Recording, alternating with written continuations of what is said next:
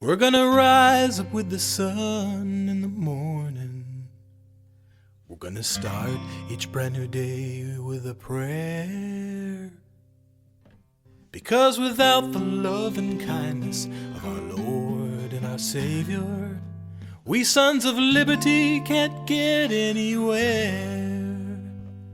We're gonna do the work our Lord puts before us. And there's a job that surely needs to get done. The job of waking up the nation to the New World Order, which is trying to put us under their thumb.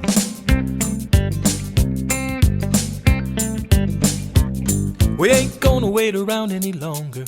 We ain't gonna hesitate anymore. Now that we've opened up our eyes and analyzed the situation, we realize that we're in a war. And it's a struggle for the life of our nation, for the survival of our sovereignty. And it's a battle for the heart, mind, and soul of the people, for our freedom and our liberty. And so we ain't gonna fight for the New World Order. We ain't gonna train to be no UN soldier. And we ain't gonna give the enemy no more aid nor quarter. 'Cause we ain't gonna fight for the New World Order. No, no, no, no way. No way. Jose. Jose. Now they can't make us. They can't break us. Say adios. Hello everyone, it's the Captain here, and I am coming at you on a Wednesday evening. It is June 26th, 2024, and there's a lot of news going on, and I just really feel like I need to comment on this because it's a big deal. But before I do, I want to just say that I don't make any presumptions about where this is going, this podcast. Probably very few people will actually listen to it. I think it's mostly just for posterity, and so that maybe one day my kids will listen to it and they'll get a better understanding of at least how their dad thinks beyond being a dad. So with that in mind, I wanted to speak guest to them about this. So girls, what I would like you to do is to always be like Julian Assange, or Edward Snowden, or Ross Ulbricht, or Dexter Taylor, and always speak the truth, no matter what, regardless of what the consequences are. And if you follow those examples, you'll lead a good life. Run away from the crowd, not with it, and you'll do okay. You won't always be right. I'm not 100% right, but 95% of the time, you're going to come out on top. Because for some reason, and I haven't quite figured out why this is, I've got some speculation as to why it is, but nothing solid. But for some reason, the crowd is almost always wrong. With very few instances, the crowd is wrong, and if you just do whatever the opposite of the crowd is, you'll be okay. And that's whether it's politics, finance, just about anything else. So, real quick, when I was in middle school, I was attending, I was part of a really good crowd, but it was a popular crowd in middle school. And I remember one day, they all wanted to cut class. Everybody, all of my friends wanted to cut class. And I said, nah, I'm going to go on to school. Thanks, but no thanks. And sure enough, the next day, all 15 of my inner circle that had cut school that day all of them got suspended because, well, the crowd is wrong. So, and I think that was one of the first examples of early on of when I realized that the crowd often tends to be wrong. So, then that's why I'm Captain Contrary, and that's why this is, I'm a contrarian, because I think the crowd is usually wrong more than it's right. So, but that being said, Edward Snowden and Ross Ulbricht and Julian Assange and Dexter Taylor, they're upstanding people, and they were trying. They stood on principle, and to the degree that that they even went to jail over it, and sitting in prison. So, hat tip to them. Now, on to the Julian Assange thing. And this is my thinking about this. And I made a couple tweets about it, and a Facebook post about this as well. But I wanted to expand on what I was thinking about regarding Assange, his freedom. I think in no small part, and in fact almost entirely, that Julian Assange is running free today because Michael Heiss, or the chairman of the Mises Caucus in the Libertarian Party, and Angela McArdle, the chairman of the Libertarian Party, who was formerly part of the Mises Caucus, are alive, and because of their work is the reason why that Assange is free today. In order to understand that, you have to take a step back and understand a little bit of history here.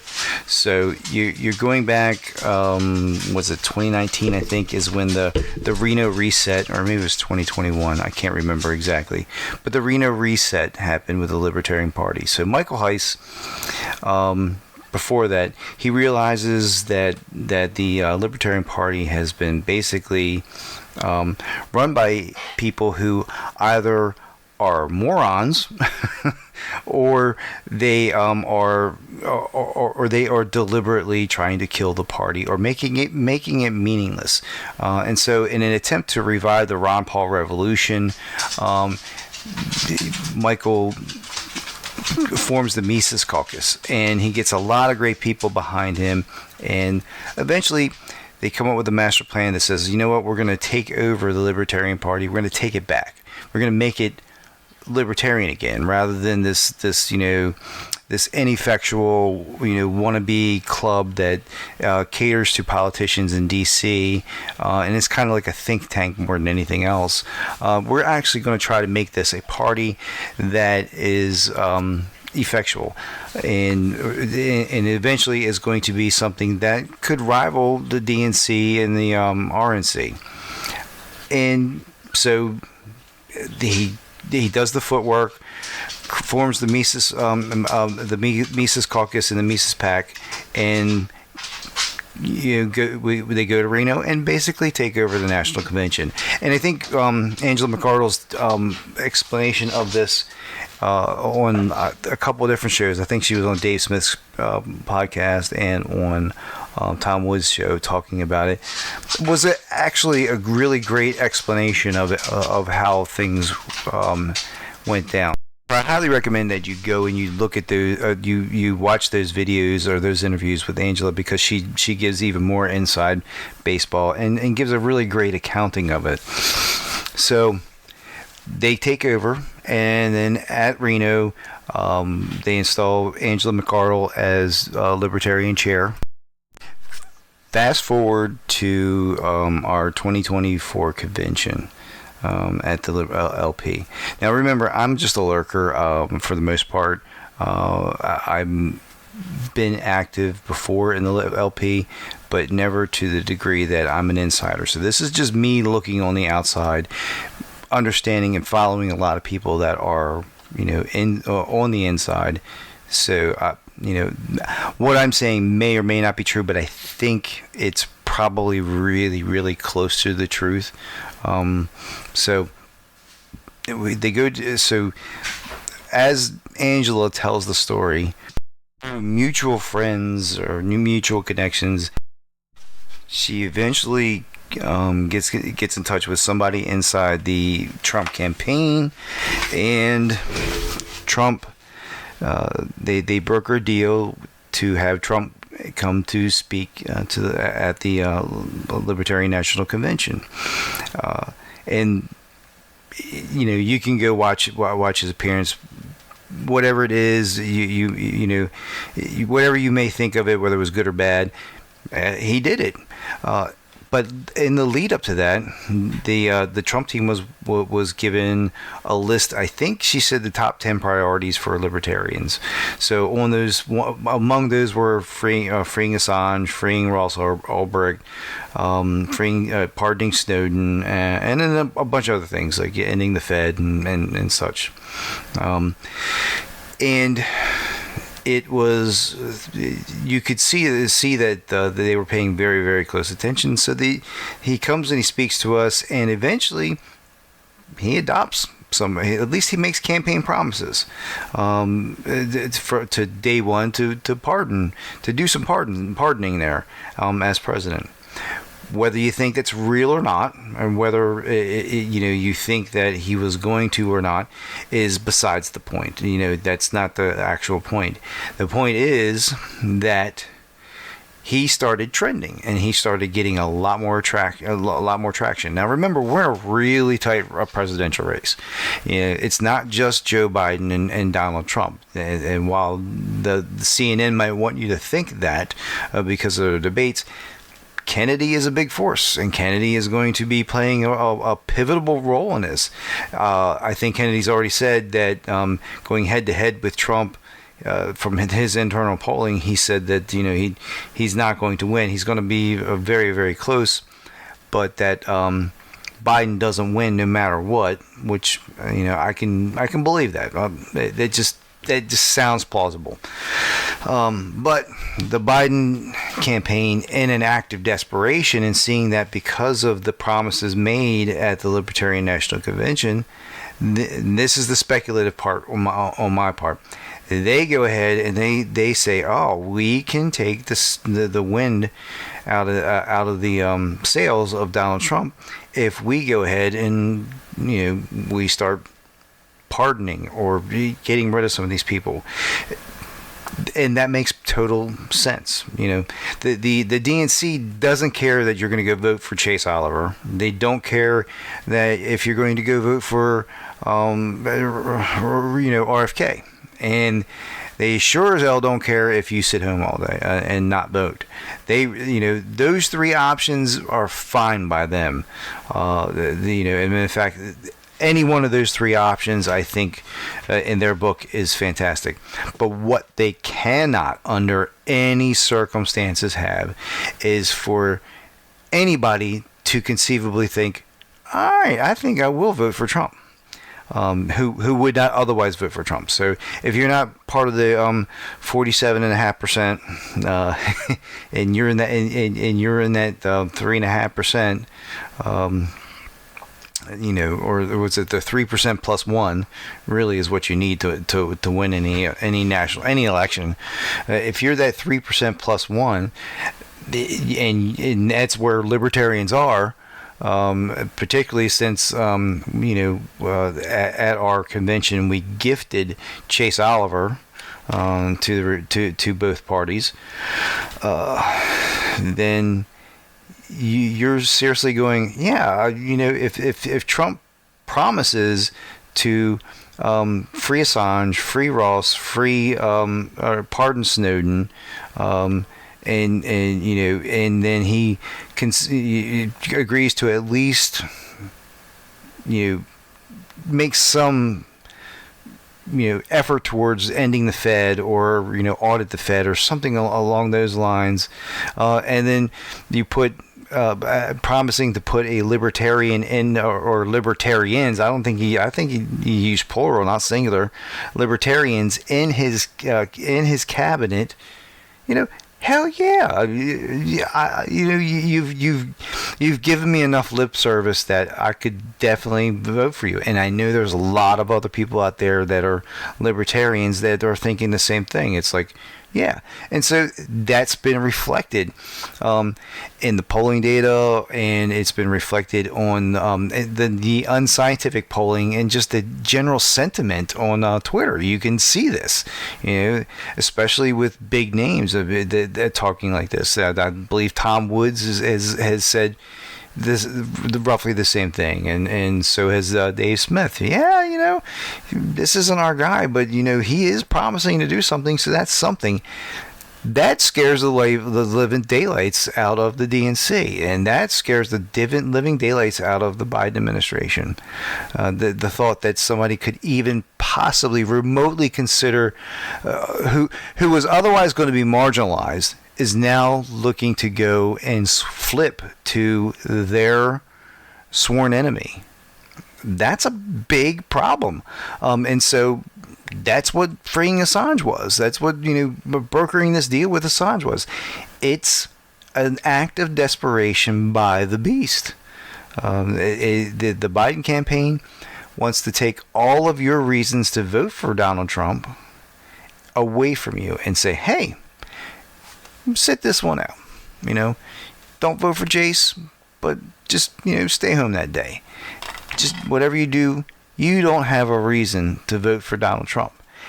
And that, I right up until I realized this today, when I was thinking about this, I'm like, that gives me hope. Because before all this, I really did think that it was kabuki theater. I really thought Donald Trump was not so much a threat as much as he was a money-making machine for as a fundraiser, and that I thought this was just the two parties doing what the two parties do. Freeing Assange, that's not the case. Freeing Assange is an act of desperation, and if Ross gets pardoned, and if Snowden gets pardoned, or vice versa, if Ross gets commuted and or pardoned, and Snowden gets pardoned, yeah, absolutely. While the Biden administration is not doing it for for altruistic reasons, or there's no reason behind it because they think on principle. They're doing it just surely as political. That's amazing, and all of that is because of Michael Heiss and Angela McArdle. No other reason. I cannot see any other situation out there where that they didn't take that mantle and drive it. So if there was not for Arena Reset, which was driven by Michael Heiss, there would be no Angela McArdle. And if there was no Angela McArdle sitting on the LNC, there's nobody that would have said that would have gone and said to the Trump campaign, yes, come speak to us. Here's our issues. If you want our vote, these are the things you have to tackle, you have to face directly. If you want to even think about having our vote. If it was the old LNC, if it was Sarwark, they would have been gushing over, oh, thank you for wanting to come to speak to us. Whatever we can do for you, just invite us to the next gala, and let us be in the end crowd. That's how weak the LNC was before, and I'm not saying that they were feds, and I'm not saying that they're incompetent. I'm just saying that that's how they worked, and that's how they liked it, and that's why a lot of them are pissed off. And so. If you're going to be mad at Angela McArdle or Michael Heiss, you're just daft and you're out of your mind. This is Assange being free is 100% because of them and because of the moves that the two of them made that nobody else saw, and they certainly didn't see it. I mean, I don't think that they sat down and in hindsight said, yes, this is going to free them. I think they were hoping that maybe that a Trump administration would possibly win the election and free Julian Assange. There was that possibility of doing it. At least that's something. I mean, he gave us lip service to it. But make no mistake, it was because of that, of the moves that they made on just the hopes that it would happen, and because of how relevant the 3% is that they need in order for either of those camps to win, or at least for the Democrats to at least try to dampen or take some of the fuel out of the fire for Trump. It makes us relevant. It makes independents relevant, and it makes libertarians, particularly because we're organized and they're not, because independents by default are just not really a party. But libertarians, it makes us relevant, and it makes us the ones pushing and moving that Overton window. And now we're looking at possibly an announcement on Thursday that maybe a Vivek Ramaswamy as possibly a president or a vice president, which I think is awesome, because I love Vivek, but I think he would be much better as chief of staff, because that's where the actual power is. Let's be honest about that. If Vivek was made chief of staff, I think he could keep the swamp out of the Trump administration. I'm not sure he can do it as vice president, but at least you've got somebody who is genuinely libertarian leaning, and very free market, and very much wants to, take a scalpel to government and start carving it out, and getting rid of as much of the cancer as somebody possibly can. And he can drive that in a Trump administration, as vice president. Like I said, I think he would completely do it better as chief of staff. But that's just astounding to have somebody like Vivek, and all these campaign promises to do things that we as libertarians really need to get done in order to change the culture and to change us back to what we were. So I say that hats off to Angela, and she's being on Twitter. She's being very humble. Maybe it's because she doesn't just realize just how crucial she was to see this happen. And Michael Heiss has been pretty much quiet because after the losses that we sustained in this past, he rightfully was licking his wounds, and I think, dude, Michael, you probably are not going to listen to this, but if somebody is that's close to Michael can just send him my direction and just have him listen to this. Michael, you rock, man, and you're what you saw, and what happened is better than anybody could ever have hoped for or ever even imagined, and it was truly because of you and no one else. Like I said, this Assange being free would have never happened without Michael Heiss and Angela McArdle. There's no other way to put it. So, hat tip to you, Mike. Hat tip to you, Angela.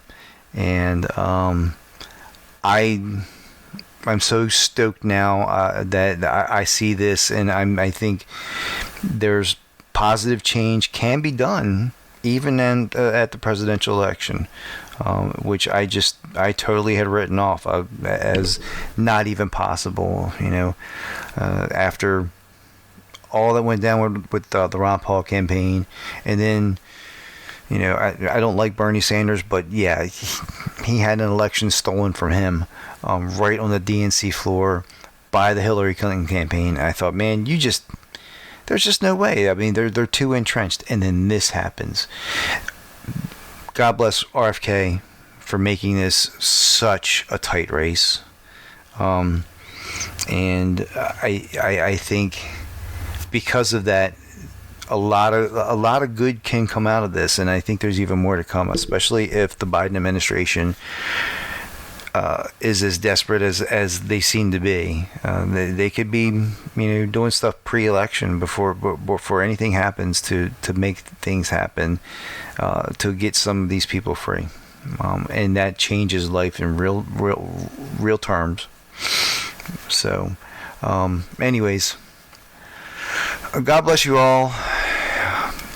Keep me in your prayers. Keep Michael and Angela in your prayers, definitely, and hopefully one day our kids will actually be able to taste the life that we had only as recently as the 1980s. So I'd love to see that happen again. I'd love to be able to walk down the airport terminal all the way to the gate. I remember those days. I'm 50, so I remember those days of going all the way down there, or just walking into an airport, watching the planes take off and land. That'd be great, just to be able to do that again. So God bless, and we'll talk to you next time. Trees and with their stealing and their stalling and stone walls. And if they keep forgetting just who the boss is, we might as well not pay them any more taxes. If we the people ever finally get our whole act together, we could have the global bankers for breakfast. Because we ain't gonna fight for the new world order, and we ain't gonna train to be no UN soldiers, and we ain't gonna give the enemy no more aid nor quarter, 'cause we ain't gonna fight for the new world order. No, no, no, no way. No way. Jose. Now they can't make us, 'cause they can't break us. Say goodbye and so long to the new boy Kofi Annan. Trade away our system for global communism? We don't think so.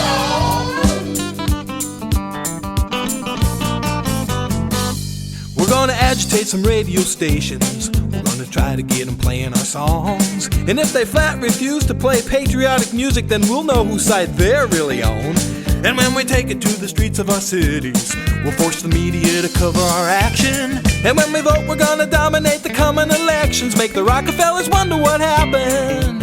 And we said we ain't gonna fight for the new world order, and we ain't gonna train to be no UN soldiers, and we ain't gonna give the enemy no more aid nor quarter, 'cause we ain't gonna fight for the new world order. God bless the Republic. Through faith we cannot fail. Death to the new world order, and we shall prevail.